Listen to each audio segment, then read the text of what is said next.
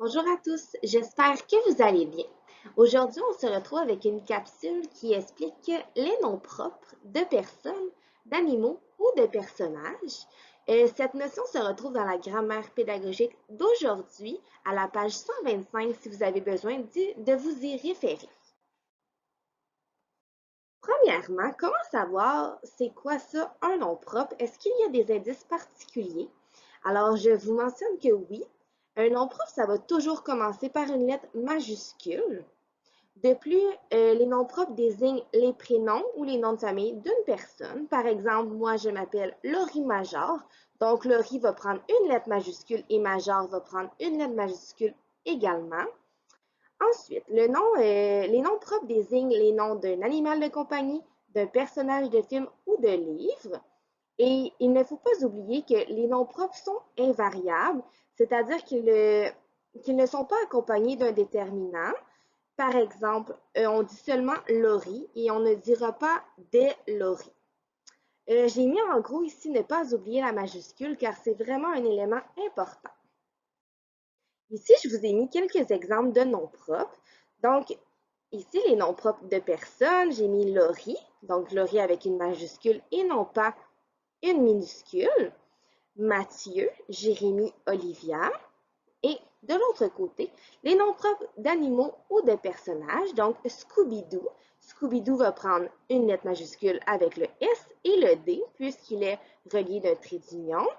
J'ai mis un exemple de mon chat à moi à la maison, Billy, qui prend une majuscule, et Garfield, qu'on connaît des bandes dessinées ou des livres. Avec mon extrait de livre jeunesse, dans le fond, je vous ai mis un exemple, Scooby-Doo et le château hanté. Je vais vous lire l'exemple que j'ai mis, l'extrait. Il saute dans les bras de Scooby, qui se met à rigoler. Vera, Daphné et Fred éclatent de rire eux aussi. Donc, on peut voir que dans cet extrait-là, il y a beaucoup de noms propres. Je vais les nommer avec vous.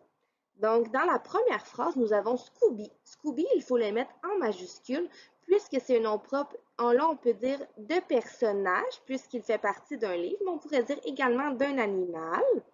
Vera, Daphné et Fred sont des noms propres puisque c'est des prénoms de personnes dans le livre. Afin de mieux comprendre, je vous ai mis un autre extrait de mon livre. Ici, on a Charles, s'étonne Tony Di Pesto. Donc, Charles, c'est le prénom d'une personne. Tony, c'est également le prénom d'une personne. Et Di Pesto, c'est le nom de famille de Tony qui était le prénom. Donc, tout ça, c'est des noms propres. Ça s'écrit toujours avec une majuscule. Je vous ai mis un contre-exemple ici.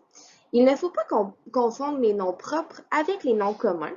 Donc, je vous explique un petit peu. Les noms communs ne prendront pas de majuscule. Par exemple, quand on dit les lapins, lapin ne prendra pas de majuscule puisque c'est un nom commun, les chaises et les personnes. Donc, il faut vraiment faire attention de faire la nuance entre les deux. Les noms propres, il ne faut pas l'oublier, prennent toujours des majuscules, que ce soit le nom d'une personne, d'un animal ou d'un personnage dans un film.